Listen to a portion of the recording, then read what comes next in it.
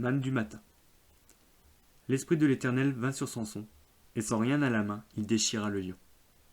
Juge 14:6. Samson rencontre un lion rugissant et, par la seule puissance de Dieu, il le déchire comme un chevreau. Sa seule arme et son seul secours, c'est l'Esprit de Dieu qui vint sur lui. Ce récit ne devait-il pas nous faire réfléchir? Si Dieu, sous l'Ancienne Alliance, a pu s'emparer d'une vie pour accomplir un miracle, que ne devrait-il pas pouvoir faire avec nous, qui bénéficions de la Nouvelle Alliance? En théorie, nous connaissons la doctrine du Saint-Esprit, et nous savons qu'il peut accomplir de grandes choses avec une vie entièrement livrée entre ses mains. Mais en avons-nous fait l'expérience personnelle? Quel facteur paralyse si souvent la puissance de notre Seigneur, l'empêchant de faire de choses glorieuses dans notre monde en agonie? Pourquoi ne nous emploie-t-il pas comme Samson? Parce que nos mains ne sont pas vides, comme les siennes. Elles sont pleines de choses qui l'empêchent d'agir et de nous saisir entièrement. Cette vérité n'est pas populaire ni conforme à l'esprit du monde actuel. Elle est même incompréhensible pour beaucoup de gens qui s'appellent chrétiens. Mais si Dieu désigne l'obstacle et nous montre clairement ce qui dans notre vie empêche le Saint-Esprit de se saisir de nous, ne fermons pas les yeux.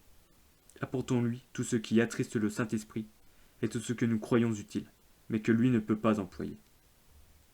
Quand nos mains seront vides, Dieu pourra nous employer selon sa volonté. Le diable rôde autour de nous comme un lion rugissant.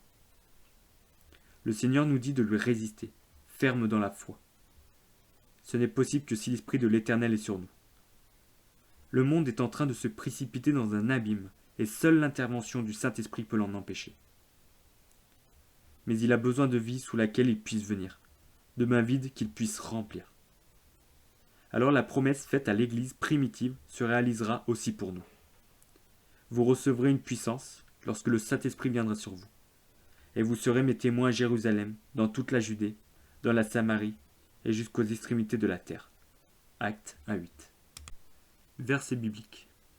Luc 24, 46 à 49. Et il leur dit: Ainsi il est écrit que le Christ souffrirait et qu'il ressusciterait des morts le troisième jour, et que la repentance et le pardon des péchés seraient prêchés en son nom à toutes les nations, à commencer par Jérusalem. Vous êtes témoins de ces choses. Et voici, j'enverrai sur vous ce que mon Père a promis. Mais vous, restez dans la ville jusqu'à ce que vous soyez revêtus de la puissance d'en haut. Actes 4, 8 à 12.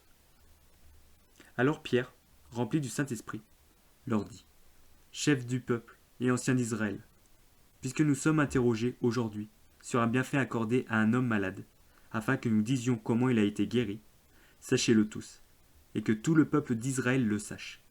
C'est par le nom de Jésus-Christ de Nazareth que vous avez crucifié et que Dieu a ressuscité des morts. C'est par lui que cet homme se présente en pleine santé devant vous.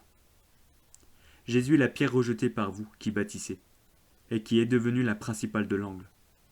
Il n'y a de salut en aucun autre nom, car il n'y a sous le ciel aucun autre nom qui a été donné parmi les hommes, par laquelle nous devions être sauvés. 1 Corinthiens 2, 1 à 5. Pour moi, frères, lorsque je suis allé chez vous, ce n'est pas avec une supériorité de langage ou de sagesse que je suis allé vous annoncer le témoignage de Dieu. Car je n'ai pas eu la pensée de savoir parmi vous autre chose que Jésus-Christ, et Jésus-Christ crucifié.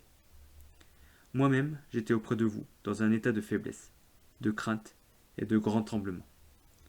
Et ma parole et ma prédication ne reposaient pas sur les discours persuasifs de la sagesse, mais sur une démonstration d'esprit et de puissance, afin que votre foi fût fondée, non sur la sagesse des hommes, mais sur la puissance de Dieu.